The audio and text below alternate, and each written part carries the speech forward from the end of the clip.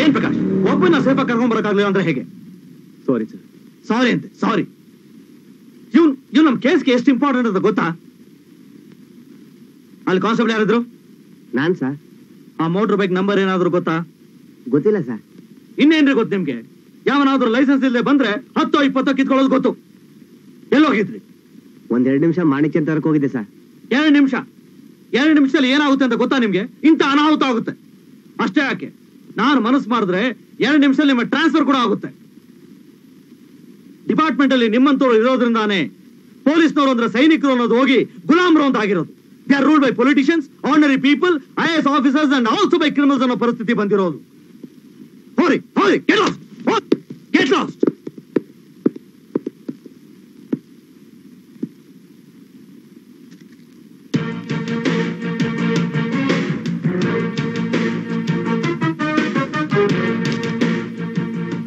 Shekhar sir, ಈ photo ಒಂದು 10 print ಹಾಕ್ಸಿ. Okay sir.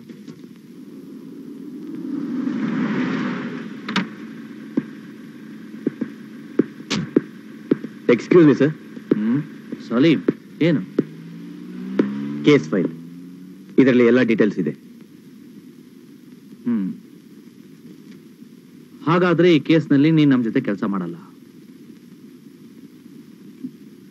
ನೋಡ್ ಸಲೀಂ, ನಮ್ಮಲ್ಲಿ 100 ಭಿನ್ನಾಭಿಪ್ರಾಯಗಳಿರ್ತದೆ.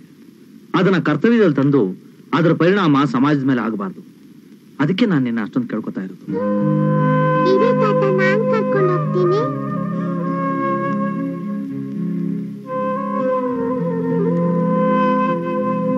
ಅವರು ನನ್ನ ತಂದೆ.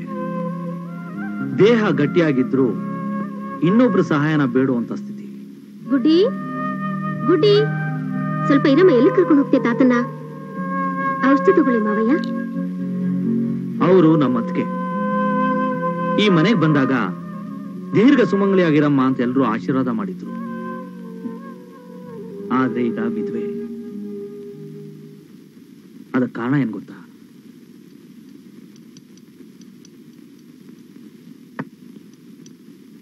ರೀ, ನಿಮ್ ಶಿಪ್ ಯಾರ್ಡ್ ನಲ್ಲಿ ಎಲ್ರಿಗೂ ಗೊತ್ತಿದೆ.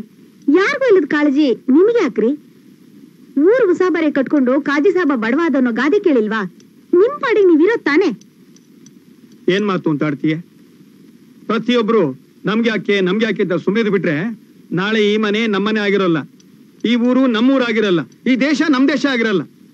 ಪ್ರತಿಯೊಬ್ಬರ ಮನಸ್ಸಲ್ಲೂ ಇದು ನಮ್ಮ ದೇಶ, ಇದು ನಮ್ಮ ಭಾಷೆ ಅನ್ನೋದು ಬರ್ಬೇಕು. ಆಗ್ಲೇ ನಾವು ನೆಮ್ಮದಿಯಾಗಿರೋಕ್ ಸಾಧ್ಯ. ತಿಳ್ಕೊ. ಲೋ ಪ್ರಭಾ, ಬಂದೆ. ಏನಾದ್ರೂ ನಿಮ್ಮಪ್ಪಂಗೆ ಹೇಳ್ಬಾರ್ದೇನೋ?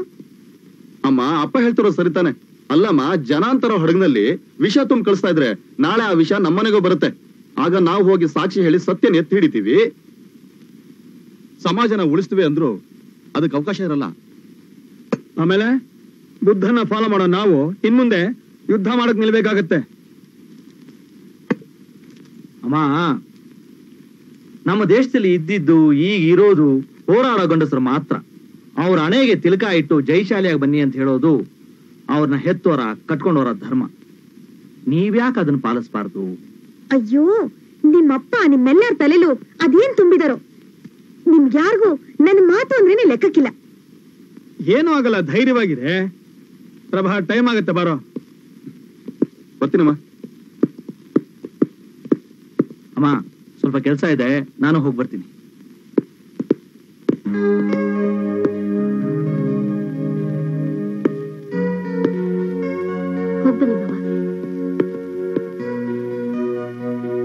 ಹೋಗ್ಬಿಟ್ಟು ಬರ್ತೀನಿ. ಸರಿ.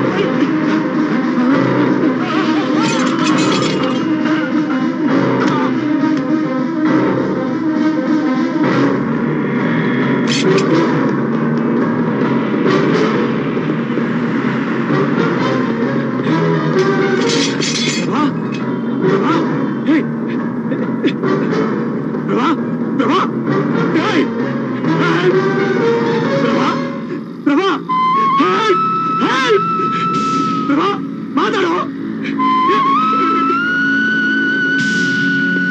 ಒಂದ್ಸಲ ಹೇಳಿದ್ರೆ ಗೊತ್ತಾಗಲ್ವಾ? ಹೊಟ್ಟೆಗೆ ನನ್ನ ತಿಂತೀಯೋ ಏನ್ ತಿಂತೀಯೋ? ಬಂದು ನಮ್ಮಪ್ಪ ಸಿಕ್ಕಿದ್ರ ಅಂದ್ರೆ ನಂಗೆ ಗೊತ್ತಾಗ್ಬೇಕು ನಿಮ್ಮಪ್ಪ ಇವ್ರೆ ಅಂತ. ಕಂಪ್ಲೇಂಟ್ ಕೊಟ್ಟಾಯ್ತಲ್ಲ, ಸಿಕ್ಕಿದ್ರೆ ಹೇಳ್ ಕಳಿಸ್ತೀನಿ, ಹೋಗೋ. ಅದು ಬಿಟ್ಟು ಇನ್ನೊಂದ್ಸಲ ನಮ್ಮಪ್ಪ ಅಂತ ಏನಾದ್ರು ಬಂದ್ರೆ ನೀನು ಮಿಸ್ ಆಗ್ಬಿಡ್ತೀಯ. ಆಮೇಲೆ ನಿನ್ನನ್ನು ಹುಡ್ಕೊಂಡು ನಿಮ್ ಮನೆಯವ್ರು ಅಲಿಬೇಕಾಗುತ್ತೆ. ಹುಷಾರ್. ಎಲ್ಲಿಂದ ಬರ್ತಿರೋ? ಸರಿಯಾಗಿ ನಿದ್ದೆ ಮಾಡಕ್ ಬಿಡಲ್ಲ. ಹೋಗ.